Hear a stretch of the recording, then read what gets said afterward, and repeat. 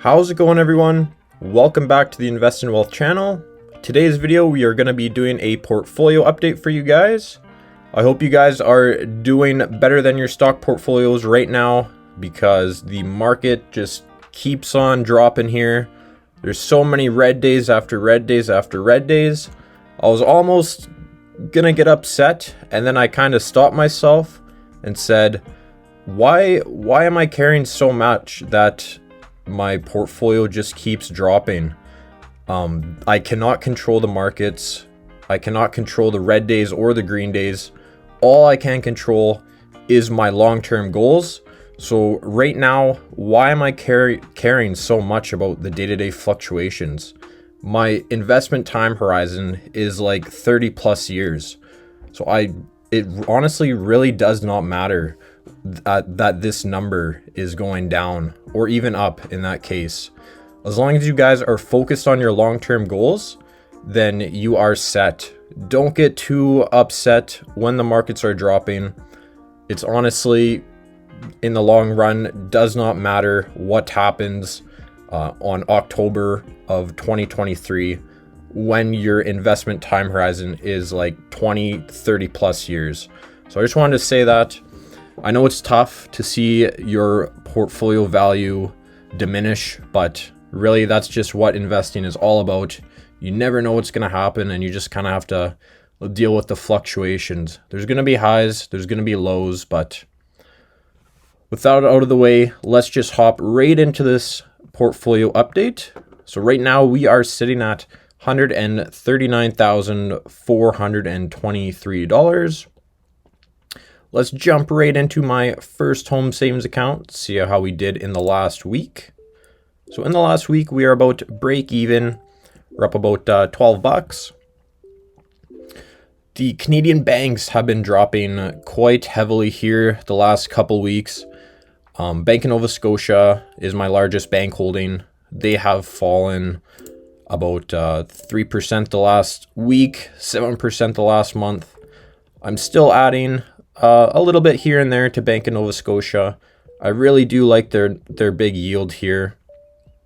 So that is for that position there. CNR, this is an absolute steal, under $150. So I'm probably going to be adding into this position as well. In my first home savings account, we are down about 6.6%. And then we have their rival CP Rail. I'm down about 5.5% as well. CP and CNR, main difference is CP pays a lower yield. They're quite similar, but CP, I might be adding quite a bit more to CP in January when I get the $8,000 of first home saving room. I really like this. It's very attractive price right now. So hopefully it stays under 100 in January, and I'll be definitely picking up some more shares of CP. And then we have our S&P 500 index, VFV. We're up about 1.42% on. All right, that's it for the first home savings account. Let's move on to the tax-free. In the last week here, we were down about 1% or $222. Our REIT is just killing us. We're down 31%. I'm slowly adding into this as well, just because right now we're in that high interest rate environment and all the REITs are hurting pretty bad. But there's definitely some value in this sector. So I'm going to be picking up some more shares of Allied Properties. I'm looking, hopefully the yields will start, the interest rates will start going down, hopefully in the first or second half of 2024. That's when we're going to see a huge spike in the REIT sector, but fingers crossed that happens in 2024. Next position, we have Enbridge. Enbridge is getting quite a bit of hate right now, honestly, but I love this position here. They pay out a whopping 8% yield. I'm totally fine with being down on this position just because I've owned this for the last 3 years, and I'm basically made up all this capital loss with the dividends I've received from Enbridge. So Not too concerned about this price right here. I'm investing in Enbridge for the long run. So in say like 7 years, 7 to 10 years, I'll just be playing with the house's money in Enbridge really from the dividends I've received, which yeah, I'm invested for the long run. So I don't really worry about the price fluctuations with Enbridge because I believe they are a very solid company. Moving on back, we have Pembina Pipeline. I've owned this for a while as well. I really like their business. I own about 300 shares. We're up about 2.15%, but Enbridge has paid me out like thousands of dollars in dividends. So again, this has dropped quite a bit as well over the last year, but like I said, it does not matter. I've received tons and tons of dividends from Pembina Pipeline, and I still love their business. So Pembina Pipeline won't be leaving my position or my portfolio anytime soon. Next up, we have our tech covered call ETF. This is my largest holding in my whole portfolio. In my tax-free, we're up about 13.5%. So tech had a fantastic week last week. Companies like Apple, Microsoft, Google, they had a good week. So TXF is up about 2.64% on the week. They're down overall in the last month, but just like everything else, that's tech sector did take a hit as well. They pay about a 9% yield. Again, I'm up fairly decent amount in capital gains on this, but I think I've gotten paid. I've owned this for about a year now, and I think TXF has paid me something like $4,000 in dividends over the last year. So that is awesome. Moving on back, and then we have our position of VFV. We're about break even on it, but this is definitely a great long-term hold for VFV. So I'll be adding into my tax-free savings account when I get the extra room in January. Not too sure how much room we're gonna get. My guess is probably somewhere in between 6,500 and 8,000. That would be nice to get that room there. Moving along to our RRSP. The last week we were actually in the green.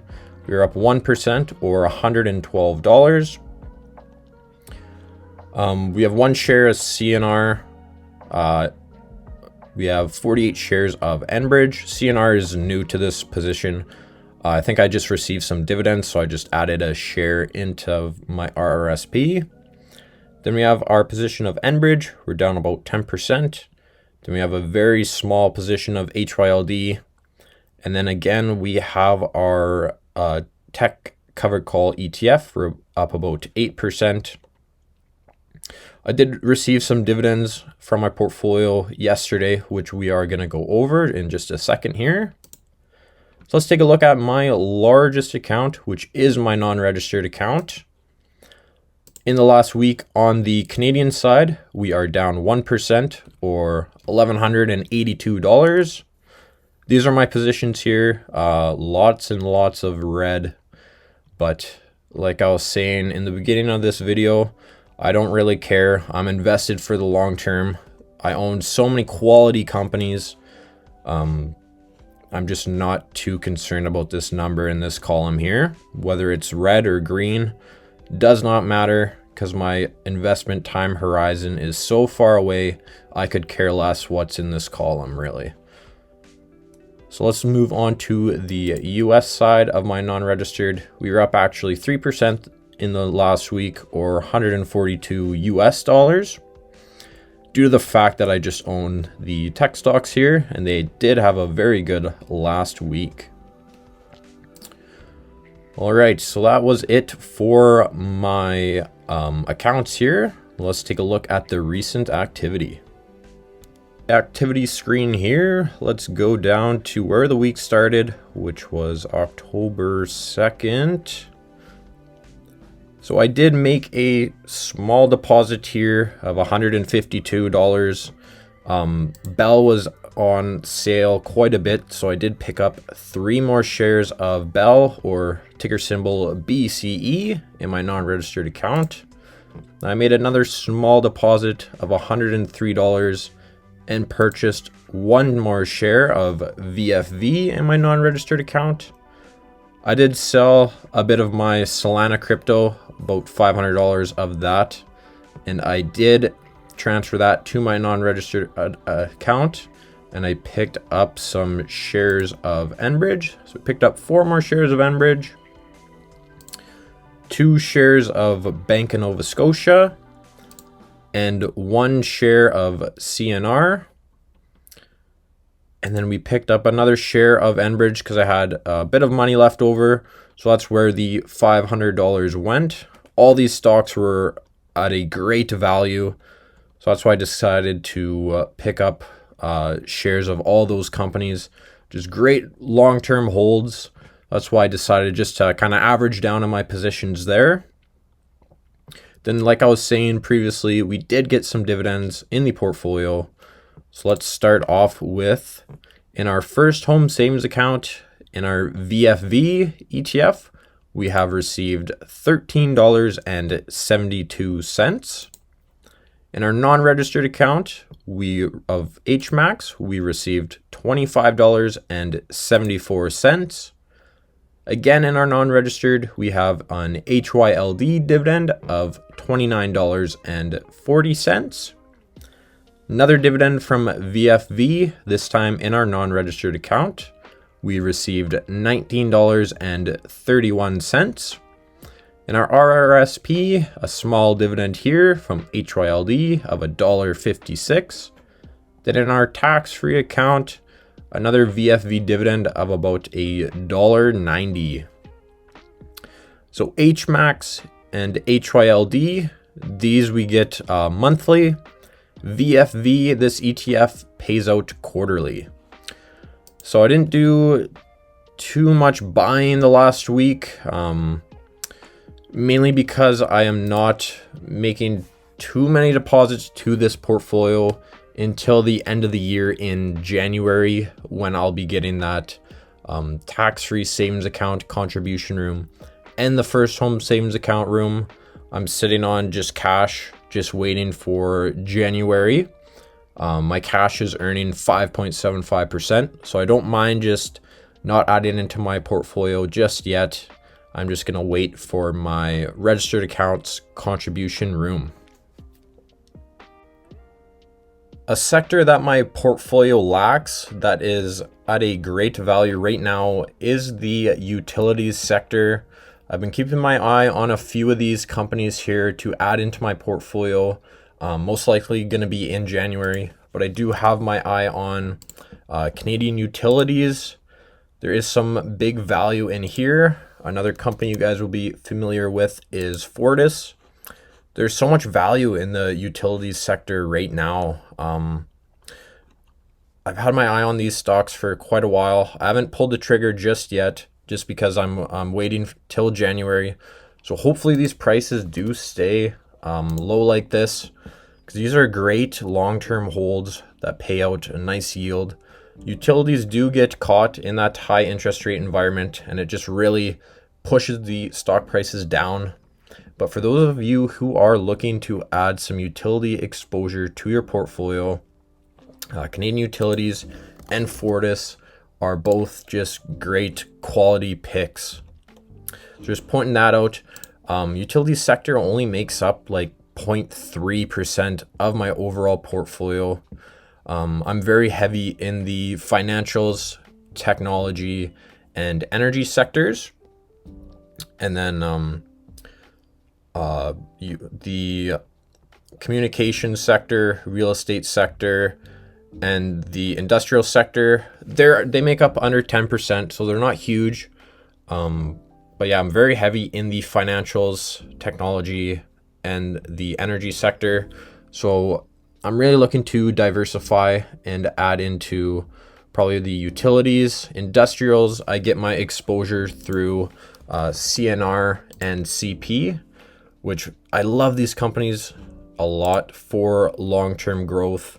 CNR is at a great deal right now. They are paying out a nice 2.2 or 2.12% yield as well. So definitely going to be picking up some CNR for our industrial exposure, some utility stocks at the end of the year to gain that utility exposure as well. And then for my consumer discretion sector, I don't own a ton, but I am looking for some options, and I do think I'll be adding into Canadian Tire at the end of the year, as this stock has dropped quite heavily from its highs, and they are paying out a nice yield as well. But most of my money for my contribution rooms in my first home and in my tax-free are actually going to be going just to VFV, the S&P 500 index. I'm really trying to shift from the Canadian high dividend stocks to the more US growth stocks, as my investment time horizon is very long term, and I'm able to take that risk right now where I am in my life stage. So most of my contribution room will be going to VFV, as you just can't go wrong buying the S&P 500 index. My Canadian stocks will provide me with income, then my US stocks will just provide me with that good long-term growth. All right, I think that's everything I've wanted to go over in this video. I just wanted to say thank you guys so much for liking and subscribing. I've been getting lots of subscribers lately, and I do truly appreciate that. But other than that, have a great Thanksgiving for those of you in Canada, and I'll see you in the next update. Thanks. Bye.